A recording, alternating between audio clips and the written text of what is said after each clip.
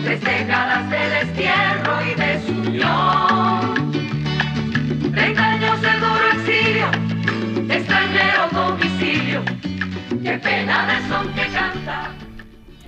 Saludos amigos de Cuba y su historia, parte de la programación en español de la WLRN, Canal 17, Televisión Pública. Mi nombre es Alberto Müller y en el día de hoy Cuba y su historia se acerca a uno de los patriotas, yo diría, más grandes de Cuba, de la historia de Cuba. Me refiero a Joaquín de Agüero. Y Agüero, pues, que se repetía el apellido. También casado con una prima, Ana Luisa Agüero. Pero bueno, Joaquín de Agüero es un prolegómeno. Ahí tenemos una foto, la última foto de él, por cierto, una foto excelente. Un muchacho joven, abogado. Y obviamente vamos a tratar hoy, vamos a seguir hoy con el doctor Félix Cruz Álvarez, la vida de Joaquín de Agüero. Precisamente porque Joaquín de Agüero es un prolegómeno, es un antecedente, es una fuerza independentista y moral que surge en la historia de Cuba, vive poco tiempo, pero deja un rastro de patriotismo, de humildad, un gran benefactor.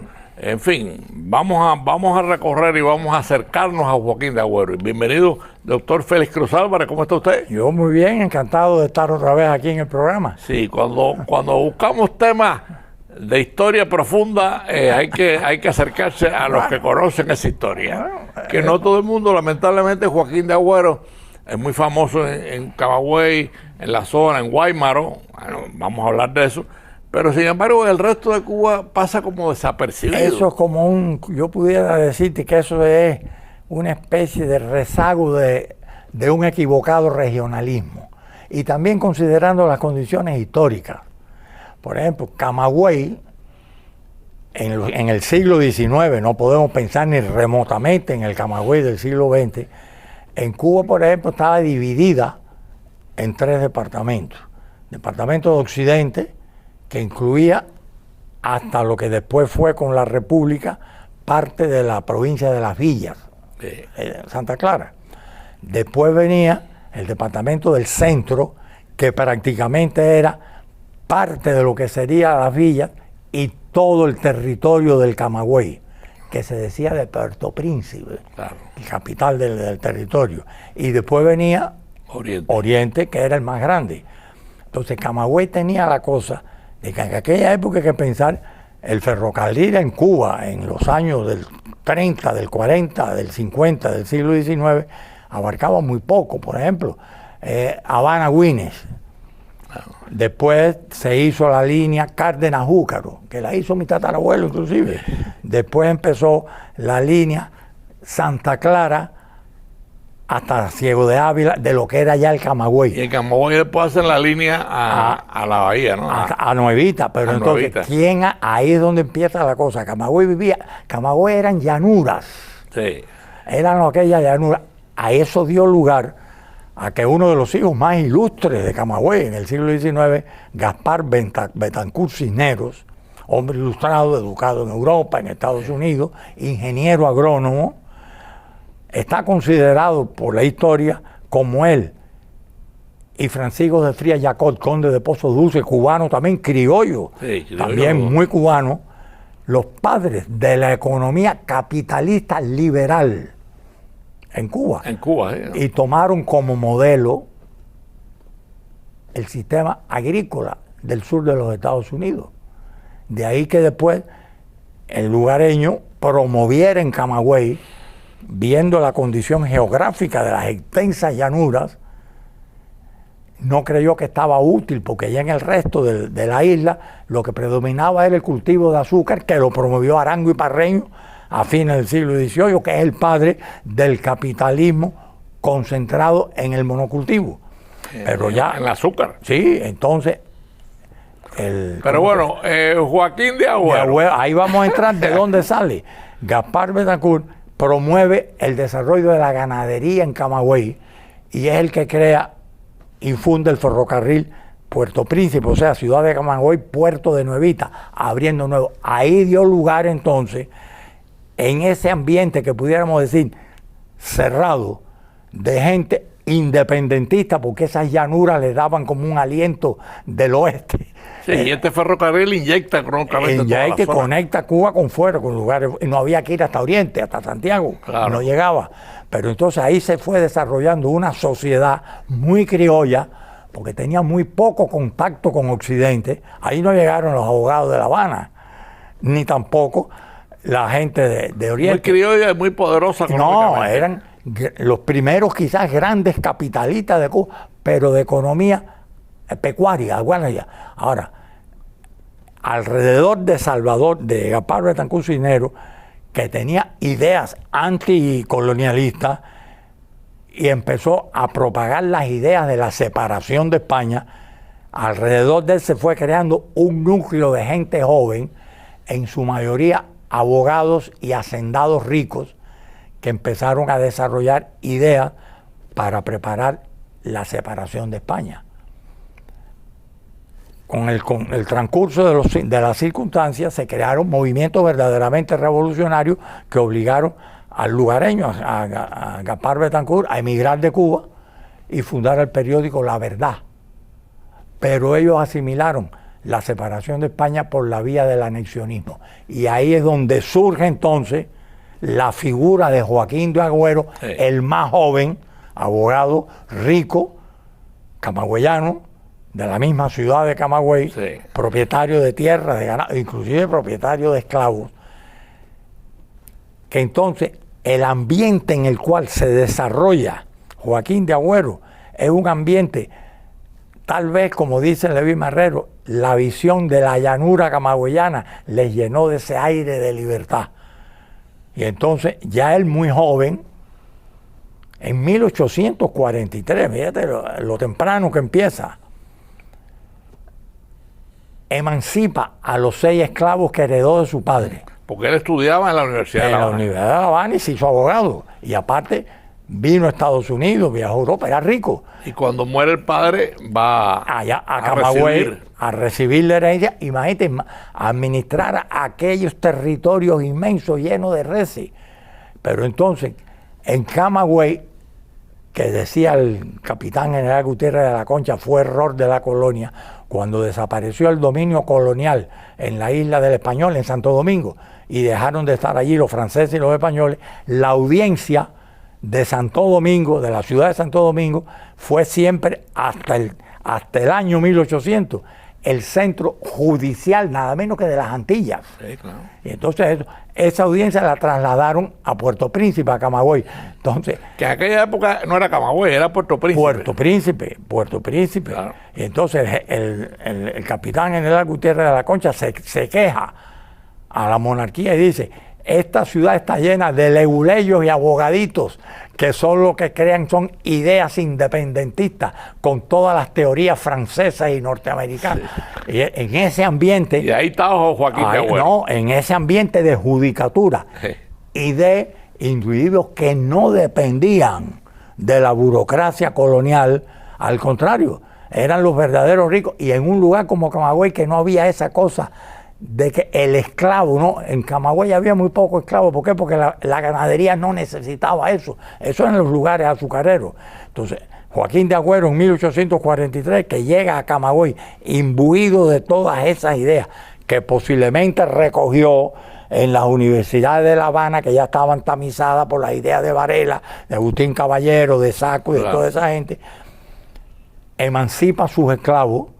Y no es que los emancipa, los hace libres, les da tierras de su propiedad, se las transfiere a título de propiedad, les da aperos de trabajo y les da dinero efectivo para que creen su propio capital agropecuario. No, por ahí empieza su labor. Oh. Muy interesante, además muy interesante.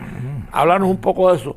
Crea una escuela gratuita en aquella época. No, el individuo era, y ya con la idea básica era ir creando, no ya una estructura económica, no, ideas de independizarnos de la colonia española que nos explota. Claro. Y entonces alrededor de él se fue creando una juventud, casi todos ellos producto de las universidades, muchos de ellos abogados o hacendados ganaderos, pero gente educada en Estados Unidos y en Europa, que empezaron a trabajar la idea independentista. El lugareño, como le decían a Gaspar Betancourt Cisneros, era independencia de Cuba de España, pero anexión a los Estados Unidos. En cambio, el grupo de la Libertadora, que fue la asociación clandestina para luchar contra el gobierno colonial que creó Joaquín de Agüero ya en el año anterior, a 1850, casi días antes de que se produjera la primera llegada de Narciso López a Cárdenas, esa sociedad, la Libertadora, se separa de los anexionistas y comienzan a preparar la lucha armada para lograr la independencia, pero la independencia de todo el mundo, la república.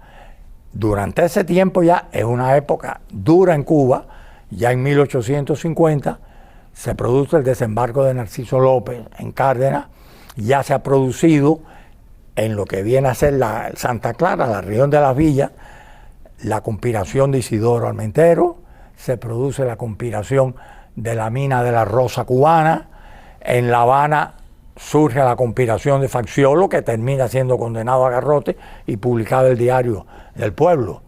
Está la de Ramón Pintó, inclusive un catalán conspirador también por la independencia. O sea, ahí en esas conspiraciones o sufrieron muerte como Facciolo y Ramón Pintó, o tuvieron que huir al destierro escritores como Cirilo Villaverde, Juan Clemente Cenea, todo eso, Bellido de Luna. Es la generación primeriza. Primeriza son, como dice Vidal Morales, son los iniciadores y primeros mártires. Claro. Entonces, en Camagüey,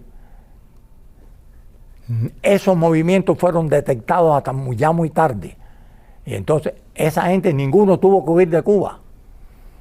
Entonces, mantuvieron una preparación conspirativa apoyando todas esas ideas. Ya habían presenciado la ejecución de Narciso López, la prisión de Narciso López, la ejecución de todos los independentistas, el fusilamiento de Isidoro Armentero, y entonces ya se estaba concretando no ya crear la ideología, sino la lucha armada. Pero hay una cosa que te quería preguntar, a los efectos de que los amigos oyentes sigan el camino de Joaquín de Agüero. Joaquín de Agüero conocía los movimientos de Narciso López. Absolutamente. Sin embargo, él crea su propia teoría. No, hay un punto que sí se aclara muy bien. Vidal Morales lo aclara.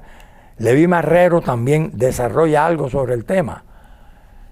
Joaquín de Agüero tenía siempre el escrúpulo de que en el fondo había algo de anexionista en Narciso López, porque usaba la presencia del general Pitman, sureño, sí, y de Ambrosio José González, cubano, matancero, que llegó a ser gobernador de Carolina del Sur y uno de los generales del ejército confederado cuando la guerra de secesión. Y vino con soldados. Todo, ¿no?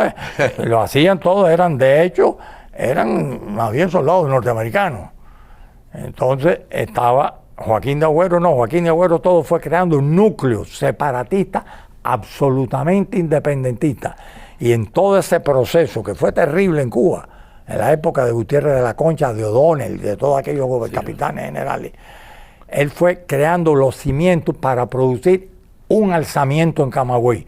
Inclusive lo tenía ya preparado. Su grupo se llamaba la Libertadora. Hey. Pero bueno, vamos a hacer una pausa, amigos de Cuba y su historia, para los que han sintonizado tarde. Cuba está viviendo un ambiente de colapso, de destrucción, de miseria, y es importante el programa de hoy porque estamos hablando de uno de los patriotas primerizos de la independencia cubana, un prolegómeno de la historia, y me refiero a Joaquín de Agüero. O sea, estamos tratando un hombre, yo diría, entre los 4 o 5 hombres más grandes de la historia cubana. Sí. Hasta ahí me atrevería a decir. Y por supuesto hemos traído al profesor Félix Cruz Álvarez, que por supuesto siempre nos ayuda muchísimo en estos recorridos, porque, repito, estamos hablando de un preámbulo, de un hombre que hizo historia y que por supuesto murió muy joven en un proceso muy corto. Pero bueno, ahí te dejo la idea que venías desarrollando del independentismo de Joaquín de Agüero. Hay una cosa que hay que ver que distingue a Joaquín de Agüero también. No solo preparó un movimiento insurreccional para liquidar el colonialismo, fue el primero de los próceres de la independencia con verdadero pensamiento social. Antiesclavista, además. No solo antiesclavista, el desarrollo de la educación pública, pero la educación pública no limitada al sector como era blanco nada más, no, universal. Bueno, abrió una escuela. Una escuela pagada por él, que después se la cerraron, el gobierno español se la cerró. Es interesante, Félix, porque en esa época, se discute cuando el fundador de las escuelas pías logra convencer al Papa de la educación gratuita. Eso fue un escándalo, le costó un trabajo de años. Y resulta que Joaquín de Agüero llega a y lo crea, y nada menos en una ciudad que aún en tiempos de la República tenía fama de conservadora. Sí, pero además eso crea también, eso levanta la sospecha de los españoles. Hablamos de eso.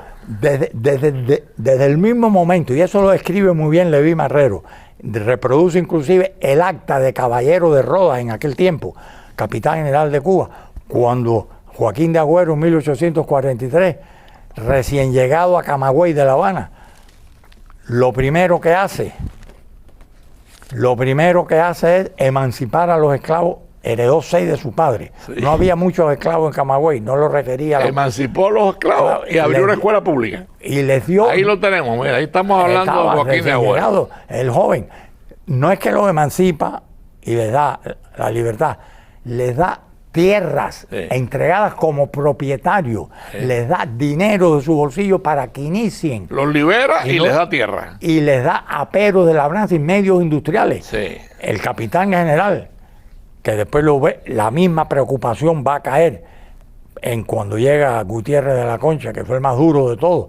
Es decir, las sospechas eran que era una muestra de... ¿Y por qué tiene que irse de Cuba Joaquín de Agüero? Háblanos un poco de eso. Bueno, porque es descubierto y aparte sus ideas fueron consideradas muy peligrosas y ya está, no, desde ese año 1843, que ni siquiera todavía se había producido los movimientos independentistas de Armentero y demás en lo que sería la región de Santa Clara y La Villa. Ya desde el año 43, anterior a la conspiración de la Escalera, ya Joaquín de Agüero es marcado como individuo peligroso por sus ideas y aparte, como decían, rodeado de abogaditos educados en las ideas perniciosas de Francia y de los Estados Unidos. Y ahí lo señalaban. Pero hay una cosa muy curiosa, porque los españoles, él tiene que salir de Cuba por la persecución española. Sin embargo, regresa muy pronto. Háblanos de eso. Regresa porque aprovecha, porque en esos intervalos, cuando él entra a los Estados Unidos, esto no era tierra vacía. Ya aquí estaban los grandes emigrados, allá se había creado la bandera cubana. Emilia Casanova, casada con Cirilo Villaverde, el gran novelista, el autor de Cecilia. Ya había un ambiente patriótico independiente. Estaba Agustín Quintero, estaban los grandes poetas de la emigración, estaba ¿cómo se llama? Miguel Teurbe Tolón, que diseñó la bandera nacional, o sea, estaba en Nueva York la Junta Patriótica Cubana de Cristóbal Madán, estaba Morales Lemus, estaba todo ese ambiente, es más, ambiente de recaudación de fondos y de utilización de recursos militares, inclusive mercenarios militares norteamericanos, como los que fusilaron cuando capturaron a Narciso López, 170. ¿Y cómo se explica su regreso? O sea, ¿por qué él regresa? Tiene que regresar para avivar y mantener entonces, antes que se perdiera, primero, el temor al anexionismo, que no pudiera porque el lugareño había dejado cierta semilla, y segundo, avivar y mantener,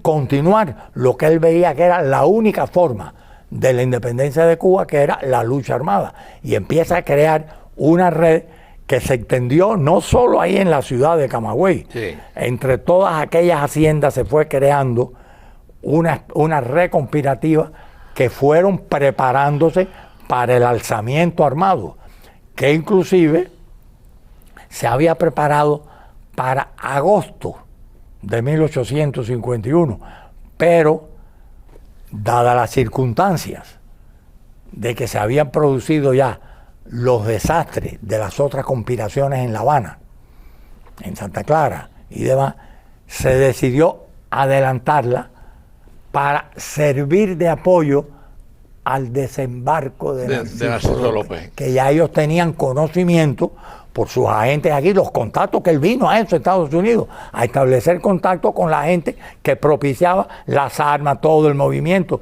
los aliados posibles, el reconocimiento americano al movimiento. O sea, no era una cosa de montoneros y guerrilleros. O sea, se puede decir que Joaquín de Agüero está entre el núcleo primerizo de independentistas cubanos. Absoluto. Vidal Morales lo pone. Iniciadores y primeros mártires están Andrés Manuel Sánchez, un Agüero, Francisco de Agüero, tío bisabuelo de este, sí.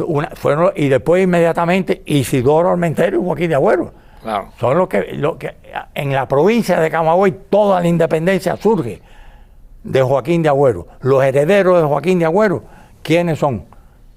El Marqués de Santa Lucía, Salvador Cisneros Betancourt, claro. Toda esa gente, patriotas que después fueron miembros de la Asamblea de Guaymaro. Regresa a Cuba, obviamente lo detienen. Háblanos un poco porque ahí viene después que lo quieren matar con el garrote vil y no lo logran, pero lo fusilan. Entonces, cuando él prepara su alzamiento, que iba a ser, te digo, en agosto, lo adelantan en homenaje a Washington, líder de la libertad en América, para el 4 de julio de 1851. Se produce el alzamiento en la sabana de Camagüey, cerca de Camagüey.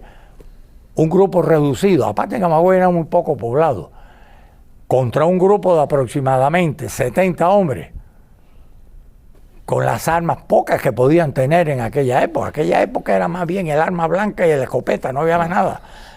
España movilizó, Gutiérrez de la Concha movilizó 3.000 soldados de caballería e infantería. Y aplastaron la idea. Entonces, imagínate, primero pudieron aplastar eso y pudieron refugiarse en las cuevas de las lomas de Coavín, de cerca de Nuevitas, allá arriba.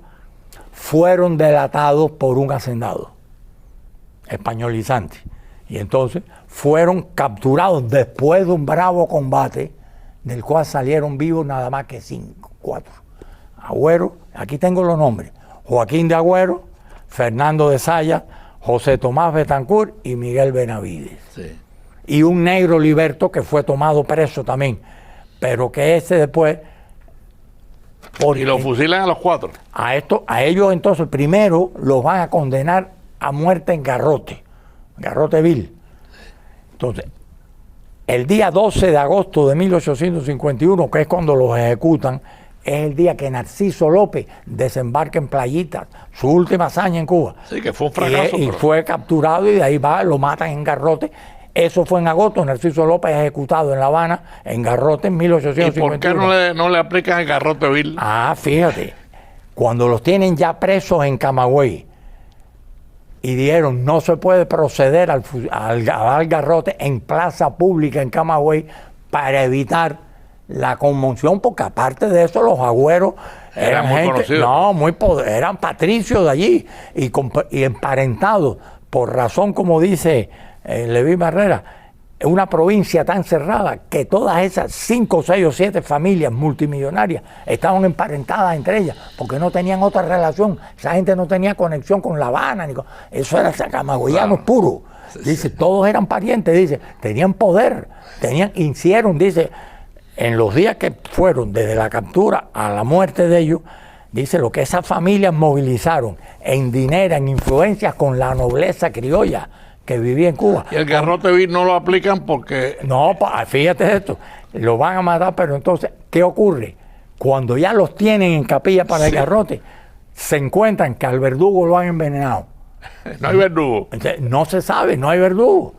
Imagínate tú, a esa ahí hora. Viene el fusilamiento. Entonces, como iba a ser en esa mañana, los llaman para un lugar que llamaban, aquí viene el nombre, en la sabana de Méndez, una planada cerca de Nuevitas. Cerca de Nuevitas.